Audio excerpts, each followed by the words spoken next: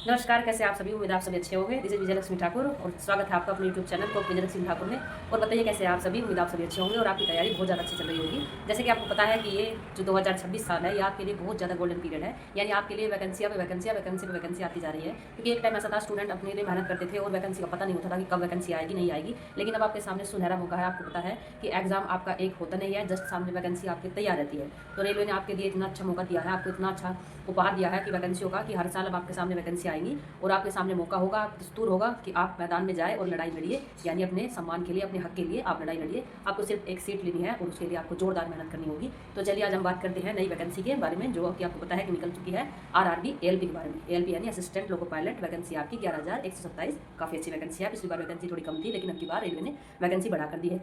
ALP जो होते हैं वे होते हैं असिस्टेंट लोको पायलट, यानी जो ड्राइवर के सहायक होते हैं, जो उधर उनके साथ काम करते हैं। तो एएलपी की काफ़ी अच्छी वैकेंसी है। यानी आपका सपना है कि अगर आपको रेलवे में जाना है तो अब आप ट्रेन दौड़ाओगे।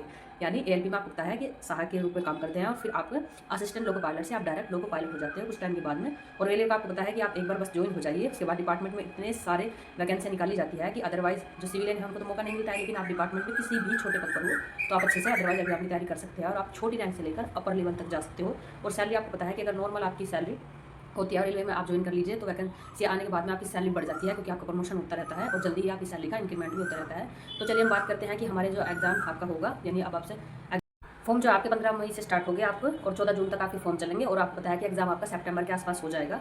एजुकेशन बोले तो 10th लेवल होना चाहिए आपके पास में, उसके साथ आईटीआई होना चाहिए। उसके साथ अगर आपके पास आईटीआई भी नहीं है तो आपने अप्रेंटिस किया हो तो भी आप फॉर्म डाल सकते हो। उसके साथ अगर आपको नहीं है तो आप 3 साल का आपके पास डिप्लोमा होना चाहिए, उससे आप फॉर्म डाल सकते हो।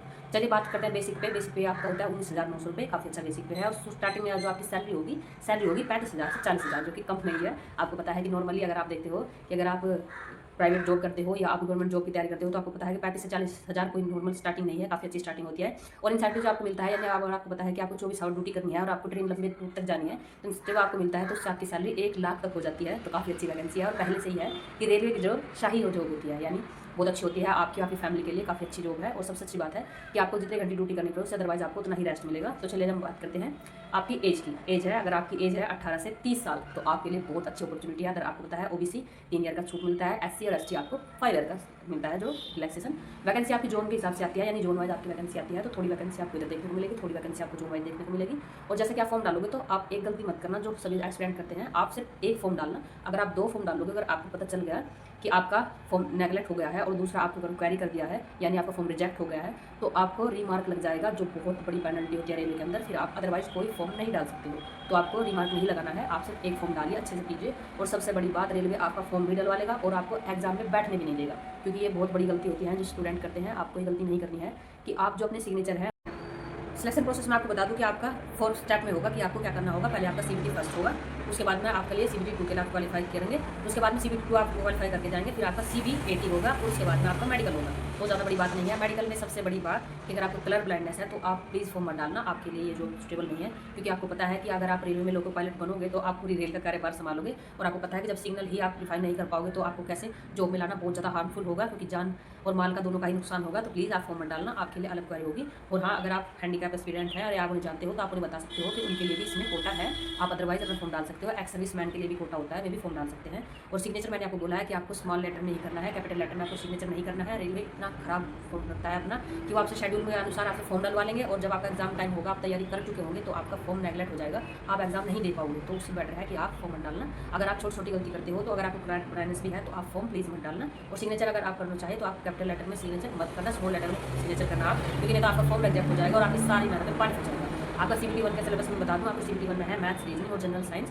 उसमें आपकी बार GS नहीं है, पिछली बार का जो थोड़ा सा भी शेड्यूल था उन्होंने चेंज कर दिया है। तो आप अच्छे से तैयारी कीजिए और अपने सपनों को पूरा कीजिए। मैं हमेशा यही आपसे बताती हूँ कि आप जो गलती हमने की थी वो आप ना करें, आप एक सही वे में सही डायरेक्शन में तैयारी कीजिए और सिलेक्शन आप अपना जल्द से जल्द लीजिए।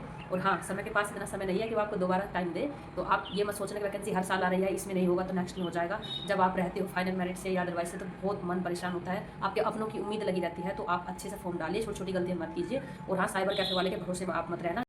इन्फॉर्मेशन अगर आपको अच्छी लगी हो तो फ्रेंड्स आप लाइक तो चैनल को करते नहीं हो, ना ही आपने चैनल सब्सक्राइब किया है। आप सुदामा जितने गरीब तो नहीं हो कि आप इतना भी नहीं कर सकते, यानी आप अपने दोस्त को सपोर्ट कीजिए। थोड़ा सा आपके लिए हम इतना बिजी शेड्यूल निकाल कर आपके लिए लाते हैं, क्योंकि थोड़ा सा लगता है कि मन में जो गलतियाँ हमने की थी वो आप मत कीजिए, अच्छे से आप अपनी तैयारी कीजिए।